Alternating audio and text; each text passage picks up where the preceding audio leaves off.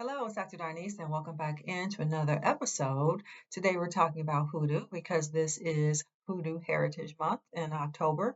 So I'm going to be giving us a few things to think about, a few lessons. And because I'm giving you some lessons, I'm giving you some resources. You can always find that information in the description box. Um, some of the resources I'm going to mention, you can click on through to my Amazon store and you'll be able to purchase them if you want to. If you would like to have a session with me to help you with your practices, then you'll find a link there to a consultation with me as well. All right, but for today, what are we talking about? The practicality of hoodoo and the way that Black people use hoodoo as African people coming to the Americas with an African spiritual worldview, right, of God as creator, and that the whole world is full of the ashe, right, full of God stuff, full of the energy or the spirit of God. And therefore, all the things on the planet can be used, right, to our benefit for our use, right? So when we talk about, you know, using roots and herbs, these things are imbued from an African worldview, imbued with the spirit of God or the Ashe, right? So African people came here with that understanding. And so here they were in the low country, which is the Carolinas, Georgia, North Florida. And they began to recreate for themselves community, of course. And they understood this is the way we make medicine. This is the way we protect ourselves is we use the things of the earth. We use God's creation because God's creation is full of power. It's the Ashe, okay, in the African way of thinking. So our ancestors had a particular need. That's why we say hoodoo is by and for Black Americans.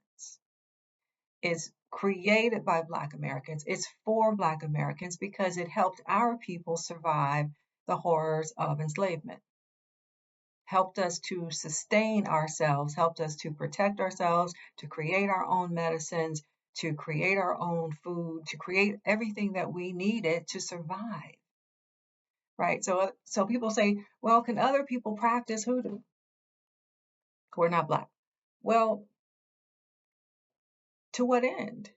This is a particular spiritual practice that was designed by Black people for the benefit of Black people. And we're calling upon our own ancestors. So if somebody is not Black, what are you doing? That's another video.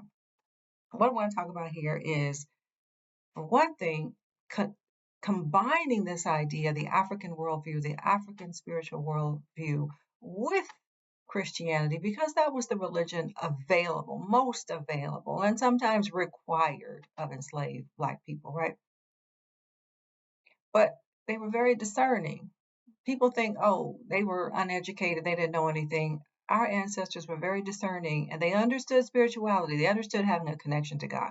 So they took something even like Christianity, which was used to keep them enslaved, and they worked it out where they had an understanding that God is a liberator and that there's power in the Psalms. So I'm gonna give you this is a reference, Power in the Psalms.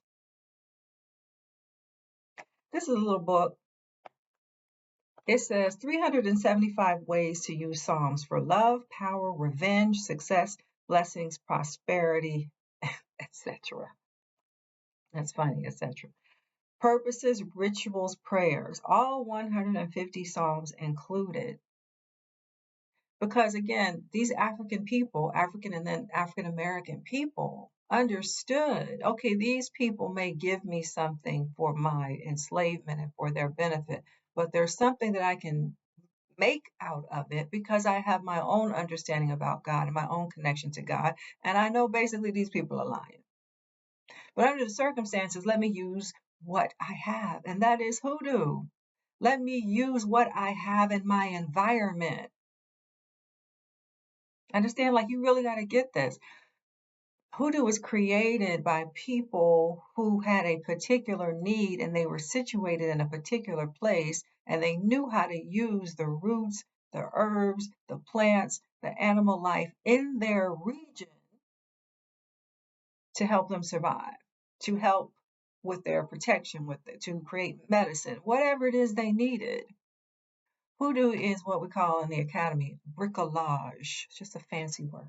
Bricolage. What does that mean? It means like almost a collage where you pull things from different sources and you put them together, like a collage.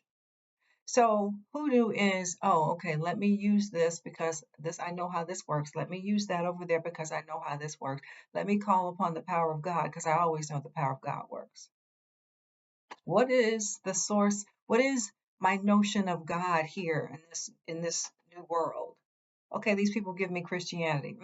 Well, I can read through what they're trying to say and understand that God is powerful, and I know God is powerful, so I can use that to my benefit. This is the beauty of hoodoo. Use it for our benefit. Okay, so I just want to refer you again. Power of the Psalms. This means that our people had an understanding about if I pray these Psalms over my work will be even more powerful. If I pray the Psalms over my tinctures, over my potions, over my ointments, over my poisons, they will be even more powerful because I am invoking the power of God into what I am doing. Okay, so again, the 375 ways to use Psalms for love, power, revenge, success, blessings, prosperity, protection, etc. Some people get afraid of that revenge part, like, see, this is how people put roots on you. Well, what is the difference between medicine and poison? What is the difference between medicine and poison? It's only the dose. It's the same substance, right? So if you're putting together a potion, for what purpose? Are you ill and you need something for the nagging cough or the headache or whatever? Or do you need for somebody to back up off of you? See, this is what I mean by the discernment power of our ancestors who understood I have an immediate need. Hoodoo is a practical form of magic. I have an immediate need. I need an immediate solution. Is it because I'm sick and ailing? So then I will take 1 tablespoon of this potion. Is it because somebody is coming after me day after day and I have to protect myself? Well, let me give them 2 tablespoons of this potion and watch them not be a problem for me anymore. Now, you may say, well, that's kind of harsh. Well, the circumstances were harsh. But again, we have that power to discern within ourselves what is the need, what is the requirement, what is the solution. And our people, our ancestors were sophisticated enough and understood the power of God, the power of Ashe in our environment to create substances, to create the mechanism by which we could survive. And in some cases thrive. Because over the decades after emancipation, you know, up to now, right, people will use conjure, root work to their benefit, right? I know people who, well, they use it for anything that they need, but I know some people who are successful business people who have said, well, my family was always one of those Black families in those southern towns who always had businesses. We were always prosperous. We always had property. We were always the one who owned this little store or who owned, this or that. Who had small businesses? How did they get the capital for that? How did they have successful businesses? I said, well, my great grandfather and my great grandmother worked those roots. We were always the ones in the town who had something. Other people would come to us. Other people would come to my grandmother because she always could help out with their colicky baby. And so we can overlook those things, or we can say, you know what? There's wisdom in that. And maybe I need to return to that with a purpose, with intention. Learn from our own ancestors. Okay. So I wanted to remind us of one of the ways in which Black people practice hoodoo was combining it with the Bible, combining it with Christianity, because that was the religion that we had at hand. But there's an African understanding about Ashe, the power of God, the Spirit of God, being in everything, being in everything.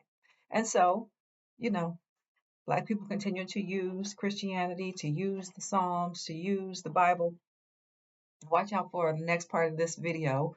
I am going to create some more videos, what I mean. And I'm going to give us some more examples of how it is that Black people were using hoodoo. I'm going to wrap it up for now, though. Stay tuned for more. Let me know what you're thinking. Let me know if you have in your family line who was using what. Where did they come from in the South?